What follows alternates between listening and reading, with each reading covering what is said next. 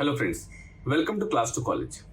12 जुलाई को एमसीसी ने पीजी काउंसलिंग में एक नोटिफिकेशन निकाला जिसके ऊपर उन्होंने लिखा कि जितनी भी काउंसलिंग होगी उसमें उसके लिए उन्होंने कॉमन पोर्टल डेवलप किया है जहां पे स्टेट्स अपने ज्वाइंट कैंडिडेट्स और ऑल इंडिया कोटा के भी ज्वाइंट कैंडिडेट्स की लिस्ट अपलोड होगी, जिससे कि जो कैंडिडेट्स ऑल इंडिया कोटा में ज्वाइन कर लेते हैं उनको स्टेट कोटा के लिए कंसिडर ना किया जाए और जो स्टेट में ज्वाइन कर लेते हैं उनको ऑल इंडिया कोटा में कंसिडर ना किया जाए।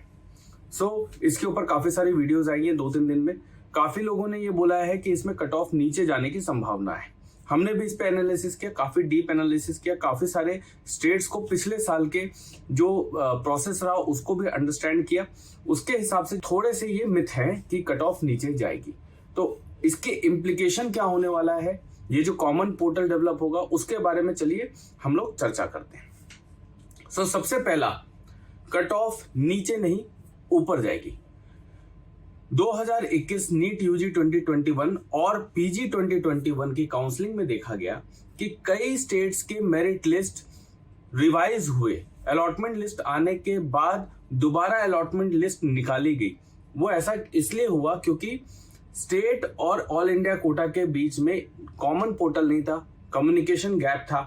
तो मैन्युअली ऑल इंडिया से एमसीसी ने लिस्ट भेजी जो कैंडिडेट्स ज्वाइन कर रहे थे स्टेट्स को, और स्टेट्स ने फिर अपनी मेरिट लिस्ट रिवाइज करी। उसमें से वो कैंडिडेट का नाम हटाया जो ऑल इंडिया कोटा में जिनको सीट मिल गई थी, और उसके बाद उन्होंने दोबारा से अलॉटमेंट लिस्ट निकालने के बाद दोबारा फिर से अलॉटमेंट लिस्ट निकाली।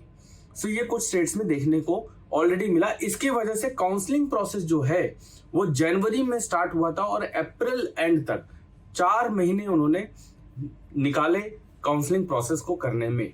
काफी जगह पे डिले हुआ, पंजाब, उत्तराखंड, काफी सारी जगह पे प्रोसेस काफी बार दोबारा रिपीट हुआ।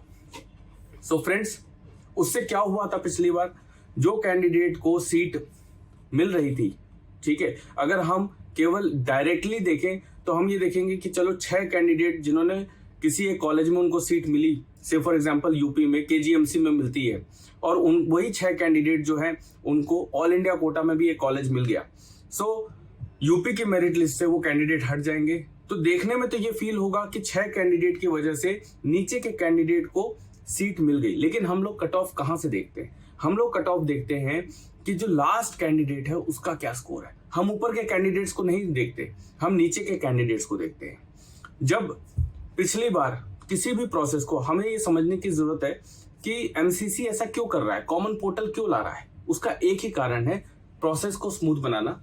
जो ऊपर के कैंडिडेट डिजर्विंग कैंडिडेट्स हैं, ज्यादा से ज्यादा डिजर्विंग कैंडिडेट्स को अच्छी एमबीबीएस सीट दिलाना, यही प्रोसेस का उद्देश्य है।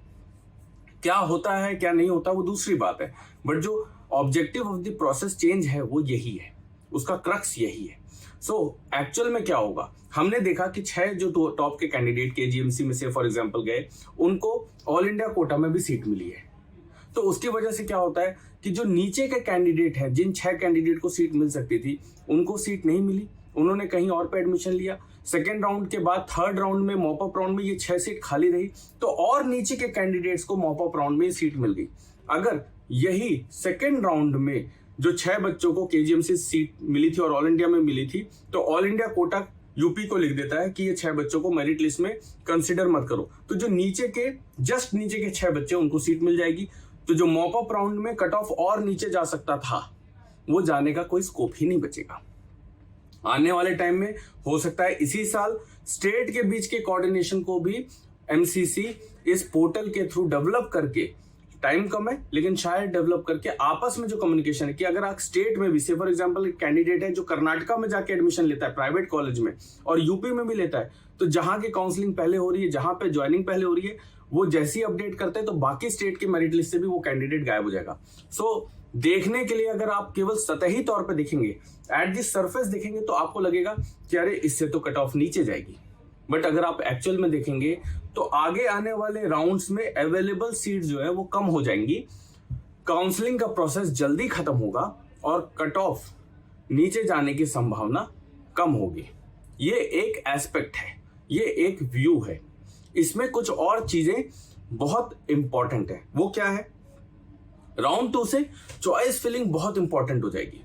अगर मैंने खुद देखा कि हमारे पीजी के कैंडिडेट्स जिनको से for example all India quota में सीट मिल गई और अब सेकंड राउंड था, फर्स्ट राउंड में तो आप छोड़ सकते हैं और आगे भी पार्टिसिपेट कर सकते हैं, बट सेकंड राउंड ऑनवर्ड्स जब आपके पास ऑप्शन नहीं है सीट छोड़ने का, या तो आप काउंसलिंग से उस स्टेट की काउंसलिंग से बाहर हो जाइए, तो एक ऑप्शन ये है। लेकिन अगर आपने ज्वाइनिंग कर ली, से फॉर एग्जांपल आपने किसी स्टेट में ऑल इंडिया कोटा के थ्रू, से फॉर एग्जांपल आपने पंजाब में एडमिशन ले लिया या आपने जाके झारखंड में एडमिशन ले लिया और आपको लग रहा है कि आपके अब सेकेंड राउंड के स्टेट कोटा में, क्योंकि बाकी बच्चों ने ऑल इंडिया कोटा में एडमिशन ले लिया है, तो स्टेट में अब आपका चांस बन रहा था, से फॉर एग्जांपल आप यूपी के हैं या गुजरात के, और आपको अपने स्टेट में ही सीट मिल रही है, दिख रही है, बट आपके पास कोई ऑप्शन नहीं रहेगा क्योंकि आपका नाम एमसीसी ऑटोमेटिकली बिना किसी डिले के स्टेट के पास फॉरवर्ड होगी, उसके पास होगा और स्टेट की मेरिट लिस्ट से आपका नाम हट चुका होगा। सो कैंडिडेट्स, बहुत इंपॉर्टेंट है इस बार से फर्स्ट और सेकंड राउंड। फर्स्ट राउंड से आपको आइडिया हो जाता है कि क्या ट्रेंड है, सेकंड राउंड में जो आपको सीट मिले उसको छोड़ना नहीं है। सो एक एक्सपर्ट काउंसलर की हेल्प अगर आपको चाहिए तो आप हमसे कांटेक्ट कर सकते हैं। मेरा हेल्पलाइन नंबर जो है वो है 9319017369, 7988117369। आप इस पे हमें व्हाट्सएप कर सकते हैं, कॉल कर सकते हैं, हम आपसे बात करेंगे। आपको आपके score, budget, category, state, domicile और भी बहुत सारी चीजें, उनके हिसाब से कौन सा कॉलेज मिल सकता है, किस राउंड में मिल सकता है, किस तरह से काउंसलिंग प्रोसेस में पार्टिसिपेट करना है, इन सब में हम आपकी हेल्प करेंगे। इसके अलावा एक और इम्पॉर्टेंट चीज है जो मैं देख रहा हूं और मैंने सोचा कि मैं इसी वीडियो में आपके साथ शेयर करूं, वो ये है कि ऑल इंडिया कोटा काउंसलिंग में जम्मू एंड कश्मीर को भी इंक्लूड कर लिया गया है।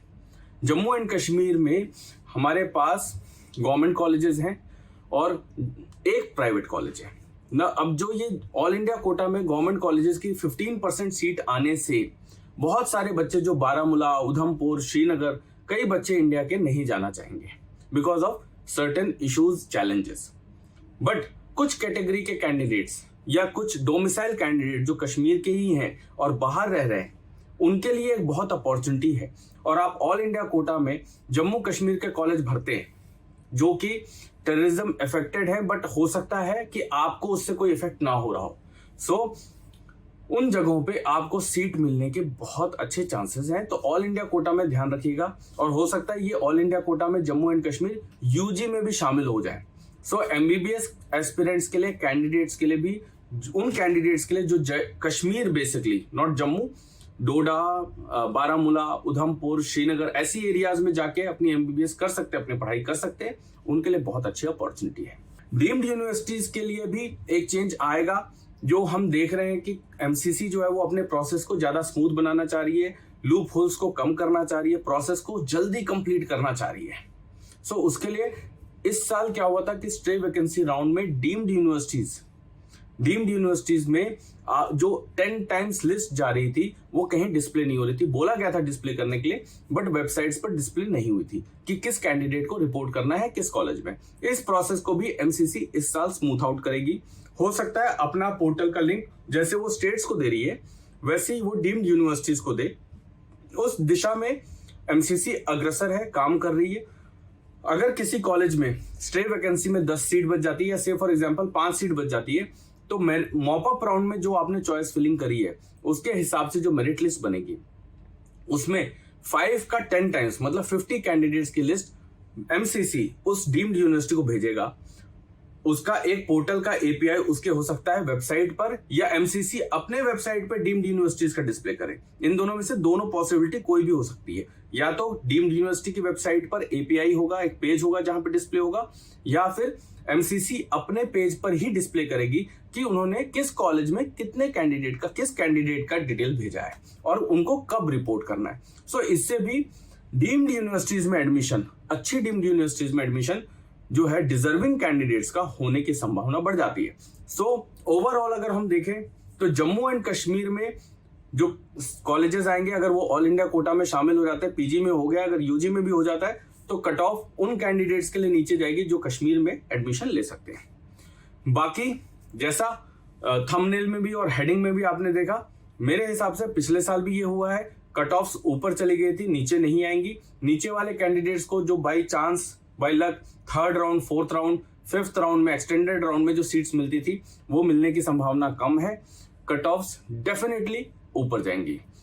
आशा है कि आपको हमारा वीडियो अच्छा लगा। जो हम अंडरस्टैंड करते हैं, एनालाइज करते हैं, उसमें कुछ गलतियां हो सकती है। आपके कमेंट्स हमारे लिए बहुत इंपॉर्टेंट है। अगर आप किसी टॉपिक पे चाहते हैं कि हम वीडियो लाएं आपके लिए, तो हमसे शेयर जरूर करिएगा। Thank you very much.